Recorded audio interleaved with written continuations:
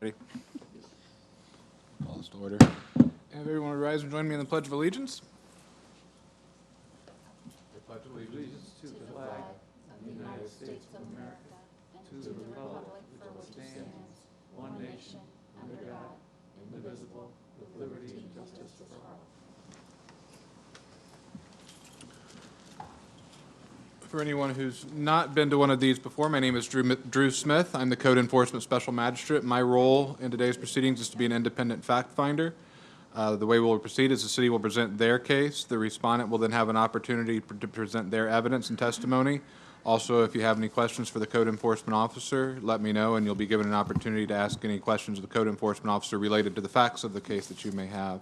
When I've heard and received all the evidence and testimony, I will enter a verbal ruling today that will be followed by a written order that you'll receive in the mail.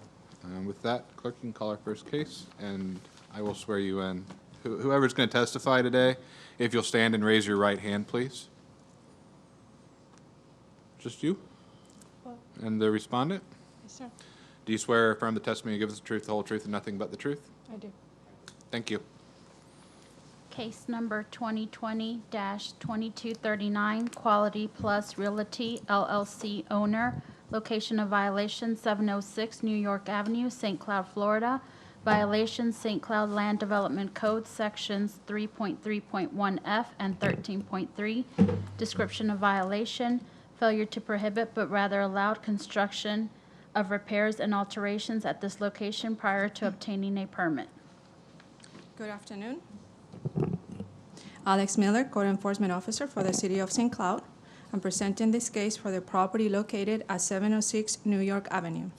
At this time, I would like to enter into the evidence the following items: copy of the notice of violations sent by regular mail, copy of the notice of violations sent by certified mail, copy of the statement of violation and notice of hearing sent by certified mail, affidavit of postings, copy of the PowerPoint presentation, evidence of mailings, copy of the sections in violation of, a copy to the deed to the property, and a copy of the cost incurred if the magistrate finds the respondent in violation in the amount of $245.80.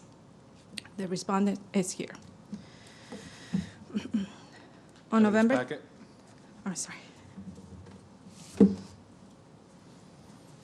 Thank you. And the respondent was provided with a copy of the packet as well. Thank you. On November 25th, 2020, during routine patrol, I observed work was being performed at this property. I checked the permit records and verified that a permit for the interior repairs and alterations has not been applied for. I contacted Joe Dupreez, the deputy building official, who arrived at the property and verified that a permit will need to be obtained. I made contact with the contractor and advised him that a stop work order was in effect until the permit and a permit will need to be obtained before work can be resumed. I took 4 photos.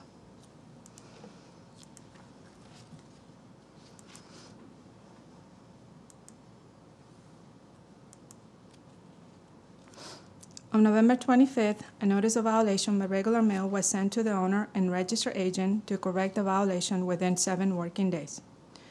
On December 2nd, I received a call from the owner stating that a permit application will be submitted within the following week. On December 15, I verified that a permit application was not submitted to the building department. I mailed a notice of violation by certified mail to the owner and registered agent to correct the violation within 7 working days. On January 4th, 2021, I verified a permit application was received by the building department and an extension was provided for 14 days. On January 18, I checked the permit records and I verified that application was disapproved. I called the owner and I advised him of the status of his application. He was advised to contact the building department to inquire about his application and submit the required paperwork to obtain the permit. An extension was provided until February 1st. On February 2nd, I verified that a permit application was still in disapproved status. I made contact with the owner to inquire about the status of his resubmittal.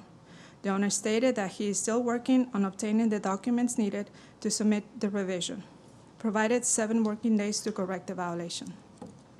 On February 10, after verifying no revision has been submitted, I made contact with the owner again, and he stated that the revision will be submitted in 2 weeks. An extension of 10 working days was provided for the owner to submit the revision. On March 2nd, I verified that a revision has not been submitted for his application.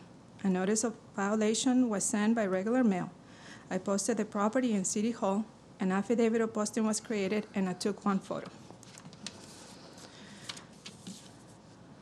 On March 17, I verified that the permit has not been obtained and the application was still in disapproved status. A statement of violation and notice of hearing was sent by certified mail to the owner and registered agent to correct the violation within 7 working days. I posted the property in City Hall. An affidavit of posting was created and took one photo of the posting. On March 26, I verified that a revision was submitted, and on March 30 was disapproved again due to the document that was submitted did not address the previous comments that needed to be corrected. As of April 16, I verified that permit application is still in disapproved status and the property is still in violation. It's the city's recommendation that the respondent be found in violation of not obtaining a permit for the repairs and alterations by the time specified.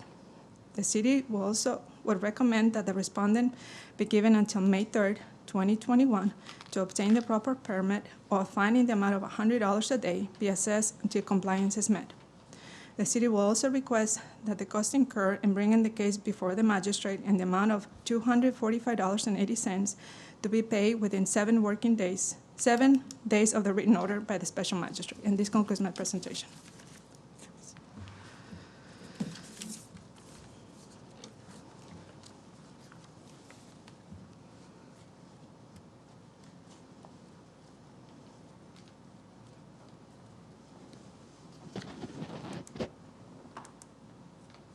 Okay, thank you. Respondent, you can come up.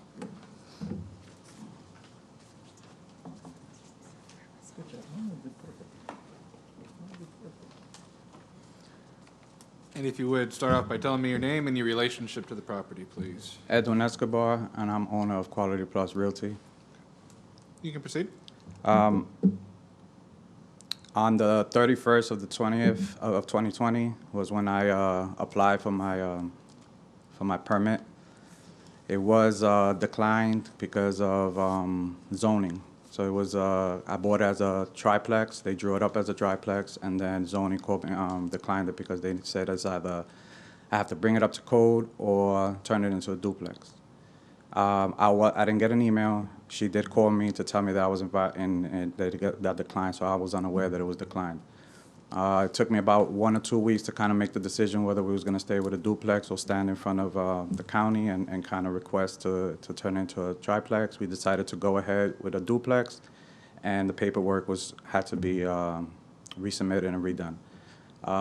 My engineer did take a little longer than I thought. Every time that she would call me, I would say 2 weeks because that's what they were telling me. I mean, I have the emails to kind of, to verify what I'm saying. On March 23rd was when I submitted for my permit. She says that I'm in, that it was declined again. I don't have no emails on that, and I've been calling. I mean, the girl downstairs, I've called her millions of times over this permit and another permit. So I'm still unaware until right now that that one is declined and that I'm not in standing. Last I heard that they was just in review, and this was probably about 2 weeks ago that I called in, and I'm still in review waiting on permit for that property. On March 3rd, I believe she said that she visited the site and posted the sign.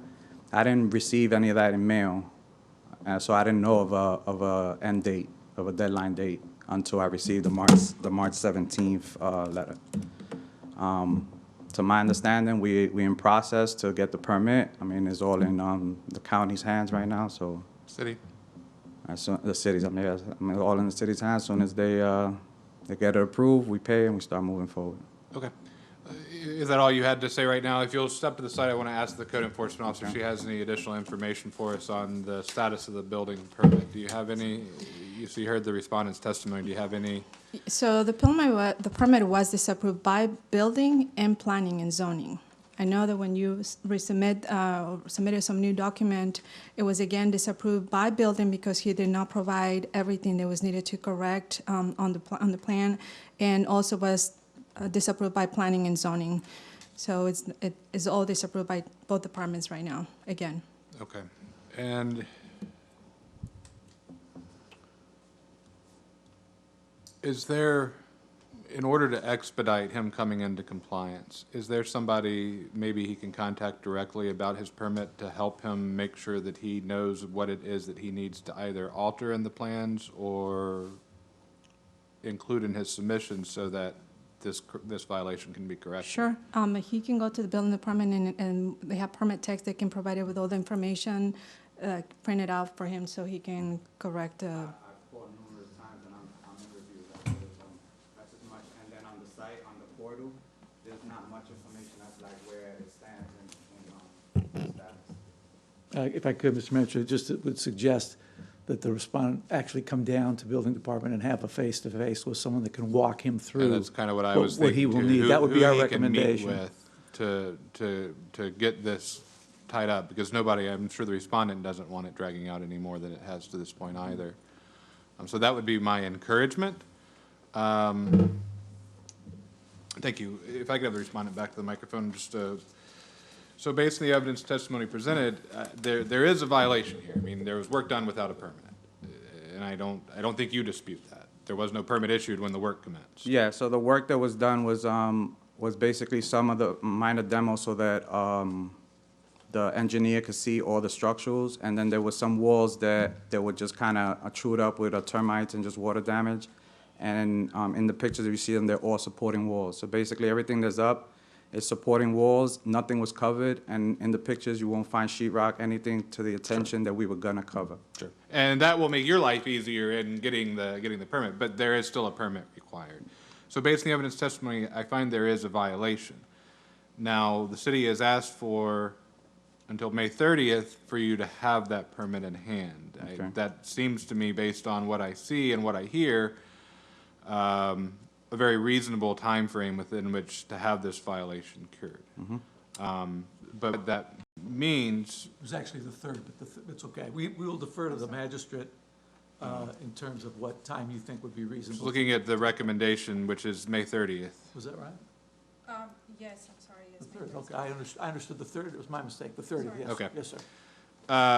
So anyway, staff's recommendation was the 30th, which is a very reasonable amount of time in most of these cases.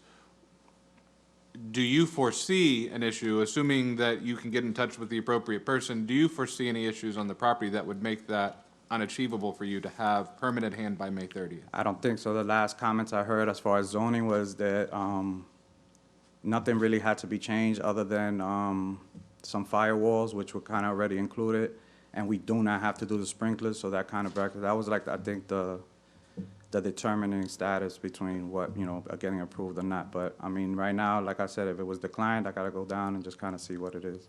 Okay. So based on everything that I've heard, I find that there is that the violation does exist. We'll give the respondent until May 30th, 2021 to obtain the permits for the work that's been performed. And obviously, you would include in that the work that you're going to complete. If you don't have that permit in hand by May 30th, I will follow the recommendation and impose a fine of $100 per day from the first day after May 30th forward until compliance is met. So it's very important that you meet with whomever you need to meet with to get this resolved and get everything the city needs to issue that permit. What's the city's time to work with me submitting so that? It's usually, unless there is something missing in an application or a problem in an application, my experience here, because I don't work for the city, but my experience in hearing cases is the turnaround tends to be 2 or 3 days. That's usually what I'm told by code enforcement officers or building department officials. So if there's a problem, that's going to drag things out. So it's incumbent upon you to make sure you are submitting what the city needs. And if you are submitting something and not hearing back, to follow up and say, why haven't I heard? What's the status? To keep, and again, I think the city attorney's statement is a fair one. The best thing you can do is come to City Hall and go through that item by item and say, what am I missing? What do you need? Because once you have everything in, these permits here and elsewhere tend to process fairly rapidly. It's only when there's a problem with the submission that things tend to bog down. Gotcha. The city has also requested the payment of administrative costs, their costs of prosecution in the amount of $245.80.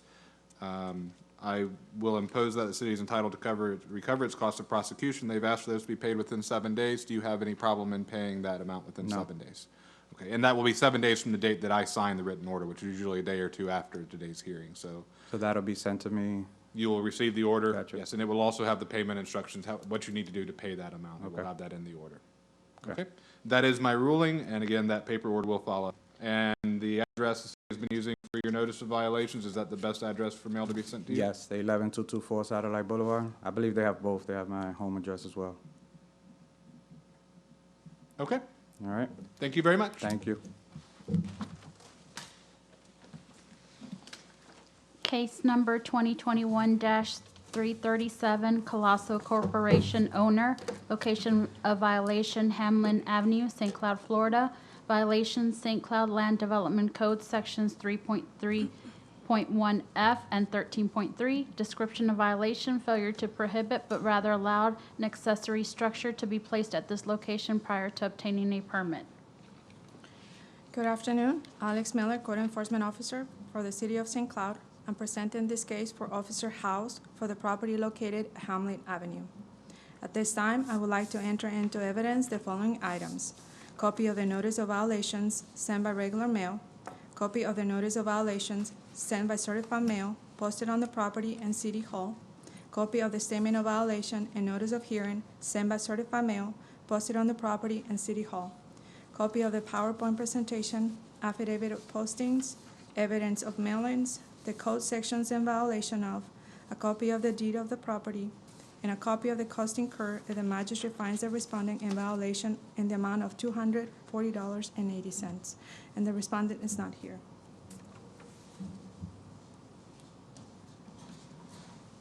Thank you.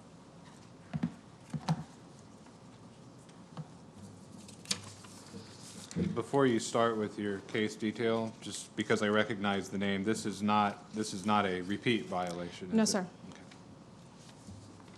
On February 2nd, 2021, Officer House verified that there was no permit for the storage unit placed on this vacant parcel. On February 4th, a notice of violation was sent to the owner of the property and registered agent to obtain a permit for the storage container within 10 working days. On February 22nd, Officer House checked the permit records and no application had been submitted for the permit. The storage container was still on the property and one photo was taken. On February 23rd, Officer House sent a notice of violation by certified mail to the owner of the property and registered agent, giving an additional 10 working days to obtain a permit, posted the property in City Hall, an affidavit of posting was completed, and 3 photos were taken.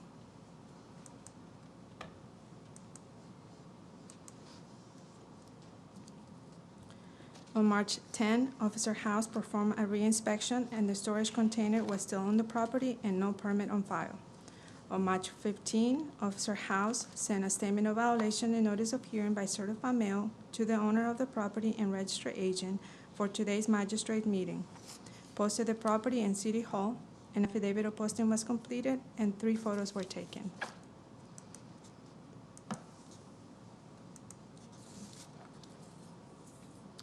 On April 16, I performed a re-inspection and the storage container is still on the property and no permit has been obtained, and 1 photo was taken. It is the city's recommendation that the respondent be found in violation of placing an accessory structure on the property prior to obtaining a permit. Give the respondent until May 12, 2021 to obtain a permit or pay a fine in the amount of $100 a day until compliance is met. The city will also request that the cost incurred in this case before the magistrate in the amount of $240.80 to be paid within 7 days of the written order by the special magistrate. And this concludes my presentation.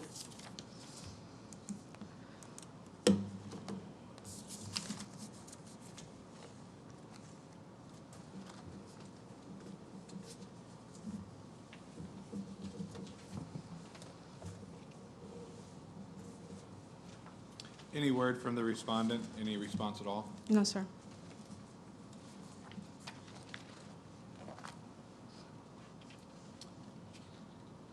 And Ms. Miller, I don't know if you or Jack is the best one to field this question, but would one of you like to make the case for me that a shipping container is in fact an accessory structure?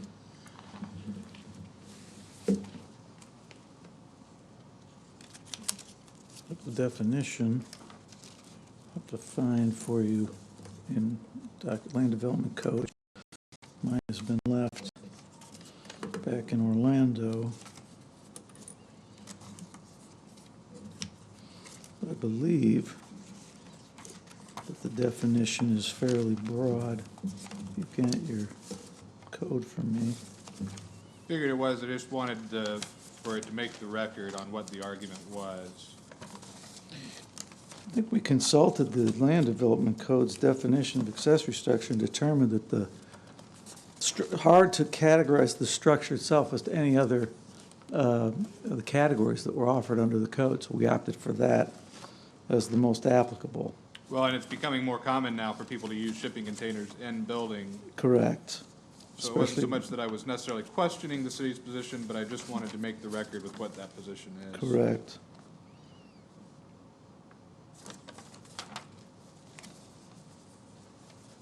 And I was looking for that definition in the binder and I didn't see it provided to me. Yes, sir.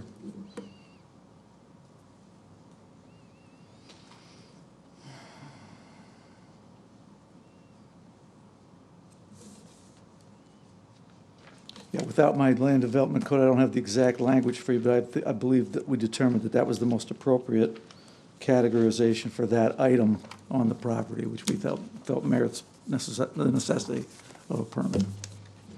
So it's the city's position that a shipping container meets the definition provided in the Land Development Code for accessory structure? Sir. Okay, thank you. No respondent is present. Based on the evidence testimony received, find in favor of the city, find that there is a violation for placing an accessory structure on the property without proper permits. Will allow the respondent until May 12th, 2021 to obtain a permit, remove the shipping container, or remove the shipping container. If neither of those things are done, then a fine in the amount of $100 per day shall accrue from the first date they are in non-compliance with my order and will continue to run until the property is brought into compliance.